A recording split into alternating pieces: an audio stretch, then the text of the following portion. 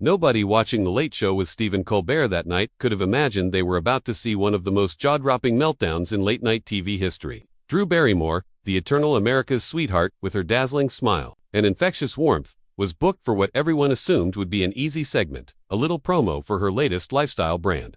A few nostalgic questions about her Hollywood childhood, maybe a silly game to get the audience giggling. But when Drew walked onto that stage, hair glowing under the studio lights, that familiar bounce in her step, she had no clue that just 20 minutes later, she'd be storming off, her mic flung on the floor, leaving a room full of stunned crew members wondering if they just witnessed the end of a friendship and maybe the end of a carefully curated public image. It all started the moment Stephen Colbert leaned in with that conspiratorial grin he uses when he wants to look like he's just asking the tough questions. "So, Drew," he said, his voice dripping with mock concern, "let's talk about your new business deal. There are rumors floating around, rumors that your so-called wellness products are made in sweatshops overseas. Care to clear that up?" The question hit the studio like a thunderclap. You could almost hear the audience's forced laughter catch in their throats. For a beat, Drew did what she always does. She giggled, brushed her hair behind her ear, and tried to deflect with charm. "Oh, Stephen," she laughed. "Don't believe everything you read online." But Colbert didn't let up. He leaned in, elbows on his desk, eyes glinting with that sharpness that makes powerful politicians squirm, but seemed absurdly cruel, pointed at Drew. "But Drew," he pressed, "are you saying the investigative reports are wrong? There's no child labor, no shady middlemen skimming profits while you preach self-care on Instagram." For a heartbeat, Drew's smile cracked. She shifted in her chair, a flicker of that old Hollywood toughness glinting through her eyes, the same eyes that survived childhood, chaos, scandal after scandal, and emerged stronger every time she tried to answer. She really did. She explained how her team vetted suppliers, how her mission was to empower women, not exploit them. But the more she spoke, the more Colbert pounced, tossing out half-sourced articles, photos that may or may not have been connected, sound bites clipped from angry TikToks. The studio audience, caught between awkward laughter and hushed disbelief, watched as the sweet banner turned into something closer to an interrogation. Crew members backstage whispered that they'd never seen Drew like this, her voice rising, her hands trembling, her trademark warmth replaced by a barely contained fury. Then came the moment nobody will ever forget. Colbert, clearly relishing the viral moment his producers were already picturing in headlines, held up a printed photo of a factory floor somewhere in Southeast Asia, rows of workers hunched over sewing machines. "Is this your legacy, Drew?" he asked, voice dripping with performative moral outrage. The camera caught Drew's jaw tighten. Her eyes flashed with something fierce and unfiltered. She didn't giggle this time. She didn't smooth it over with a charming story about her flower garden or her kids. She leaned forward, microphone crackling as she spoke. "You know what, Stephen," she said, her voice low, but ringing with every ounce of the survivor she's always been. "I've been in this business since I was 6 years old. I've survived things you can't even imagine. You think you can bully me on national TV for clicks, for a cheap headline. You think you're the first man to try and humiliate me in front of an audience." The crowd fell silent, the tension so thick it felt like the entire room was holding its breath. Colbert tried to jump in, stammering something about journalistic integrity, but Drew cut him off with a glare that could have stopped traffic in Times Square.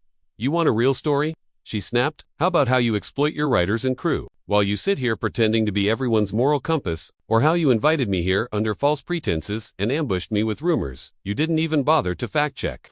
For a moment, even Colbert looked rattled, the master of the smirk suddenly shrinking under the spotlight. He'd turned on his guest. Drew stood up, ripping the mic pack from her waist, the wire trailing behind her like a snake. She'd finally decided to stomp out of her life. She turned to the audience. That familiar, Drew Barrymore, grin flickering through the fury. "I hope you got your ratings tonight," she said, voice shaking but proud. "Because this is the last time I let anyone use me as a punching bag for clicks.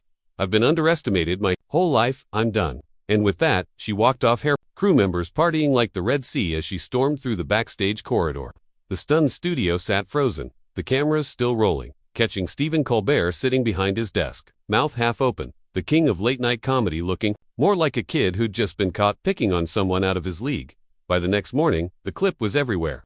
The internet feasted on every second. TikTok edits, Twitter memes, endless think pieces about whether Colbert had gone too far or whether Drew had finally shown the world the steel hiding behind that sunshine smile. Some praised Colbert for asking the tough questions, but more people rallied around Drew, reminding everyone how easily the industry forgets she's been underestimated for decades and how every time they think they've broken her, she rebuilds herself stronger. Insiders say Drew was offered a chance to come back and clarify her comments. She refused. She doesn't want to sit on that couch again. forced to fake laugh at a man who tried to corner her like she hadn't spent a lifetime learning how to escape traps. Behind the scenes, PR team scrambled, worried about contracts, sponsors, brand deals, but Drew, true to form, told them to stand down.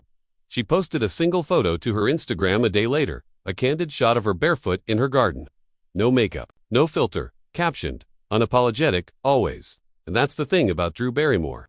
Hollywood has watched her rise and fall, and rise again so many times they've lost count. They've seen her as a precocious child star, a tabloid train wreck, a comeback queen, a goofy talk show host, a business mogul. They keep underestimating the girl who danced on David Letterman's desk, who laughed off scandals that would have buried anyone else, who built an empire out of a name they once mocked. Now they know. Push her too far, and she'll remind you that underneath the flowers and giggles is a fighter who survived more than most people could bear. As for Colbert, sources say the backlash rattled him in ways no politician or billionaire ever did. This segment was scrubbed from official channels, but lives on ingrony fan clips and outraged reaction videos that rack up millions of views daily. Some late-night insiders whisper that he'll think twice before blindsiding another guest, because sometimes even the sweetest people bite back hardest when they're cornered. So if you see Drew Barrymore next time, smiling on her talk show, hugging guests, telling you about her line of flower-themed candles, remember the night she reminded Hollywood that beneath that sunny exterior beats the heart of a survivor, that behind the giggles and the garden posts is a woman who won't let anyone rewrite her story, not even the king of late night. Subscribe to Hollywood Untold for more emotional stories behind music legends and the feuds that shaped rock history. Tap the bell to never miss a beat.